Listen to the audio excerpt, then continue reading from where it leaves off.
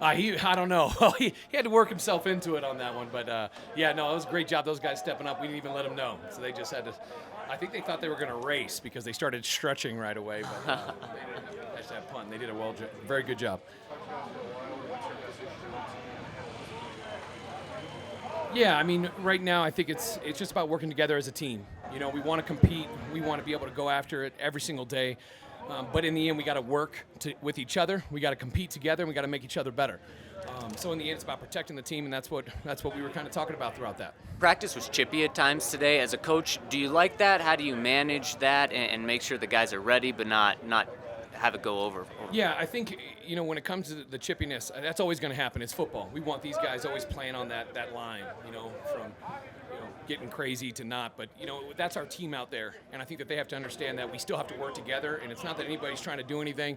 Sometimes little accidents happen, guys get upset, so I mean, I like it, but at the same time we can't make it detrimental to the team. That is when it is unacceptable, and so it didn't get to that level, so we took care of it and made sure we got good work in.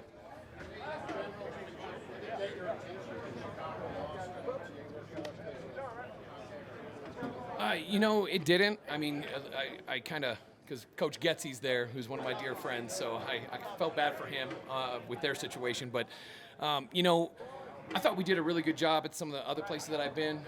We always coach about protecting the guys, staying off the ground. In the end, we want to get this work. We want to do it the right way because it's a long season and we have to practice in helmets, sometimes not even helmets. So we have to learn that to be able to practice fast and be able to protect each other. So it's just a learning process on how to practice. So I know up to this point we've been doing a really good job. Is there practice tomorrow? We'll see. Got to look at the tape. Got to look at that tape. What that little contest there had nothing to do with whether class was dismissed or not? No. That was just pure competition with the coaches. We had to see. We had the other day defensive coaches have won 3 now. I think they're 3-0. So we got to get the offensive guys. We got to find something that they can win. I mean, you take a guy that is, he's one of the best players to ever put a Denver Bronco helmet on. And for us, we talk about, a lot of our focuses every day, and one is the ball. And that guy is one of the most spectacular defensive players to get the ball. And I think that's, in the end, that is the number one statistic that wins and loses games in the NFL. So to have a guy like that has done it and did it for such a long time at such a unbelievable high level, I mean, and taking the ball away, it's something that I want to see if he can, we can suit him up for a couple games, see if he can strip the ball a couple times or intercept it.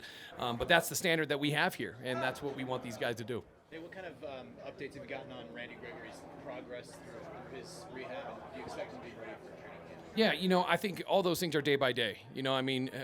For everything he's doing a great job rehabbing and getting his mind right and getting ready to be able to attend training camp and everything. But we just want to be sure we do the right thing. We want to be sure that we take care of him and make sure that we get him ready for that first Sunday. Yeah, I mean, all the guys, anybody that has it, we make sure they're always taking care of their body, and that's about protecting the team. You got to protect yourself and make sure you're taking care of your body first before you can do anything else. Does it look like Dulcich will be ready for day one of camp? Again, I mean, I hope so. I mean, it's one of those things we just want to be smart with all the guys and make sure they're ready to rock. Is KJ Hamler progressing how you expected?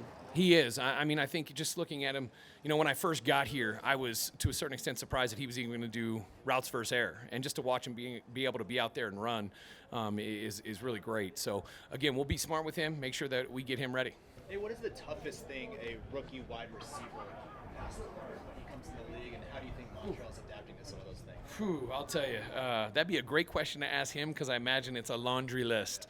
Right out the gate, I'd say the formations. I mean, just being able to get up there in a line is one of the most important things, and it's one of the hardest things because we want to be able to move people all over the field, whether it be motions, shifts, those little jet sweep fly things that everybody sees, and there's so many different ways that we can do that. So I think coming from college, a lot of the time they're not as complicated in the formation world, and that's just the first part.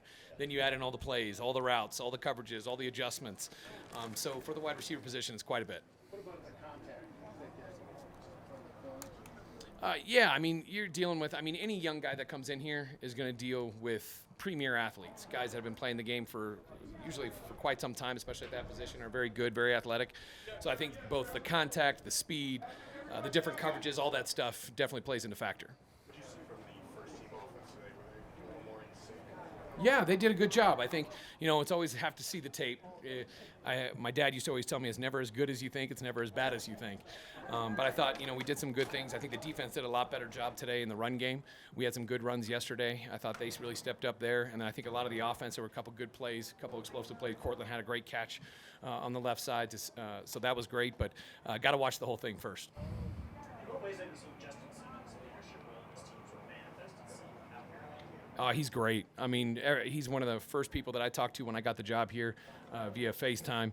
And just, for him, the starting point is just his character. He demands respect just because of the man that he is and how he comes out here every day, really works hard. How he just communicates with everybody. His understanding, his intelligence is fantastic, which allows him to lead. And, that's just going to get better and better as we move forward.